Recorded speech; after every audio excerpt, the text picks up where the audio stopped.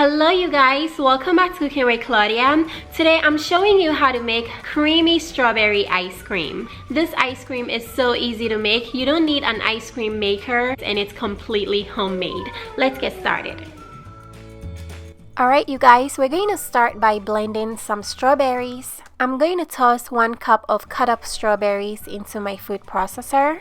Then I'm going to blend them until they are very smooth. Once the strawberries are very well blended, we're going to set them aside for later. Next, I have 2 cups of heavy whipping cream in this bowl. I'm going to use my hand mixer to whisk the heavy whipping cream on high speed for about 8 minutes. As you keep whisking your cream, it's going to develop a very thick consistency and eventually double in volume, just like this. The mixture has to thicken, okay? Because that's how you're going to get a very creamy ice cream.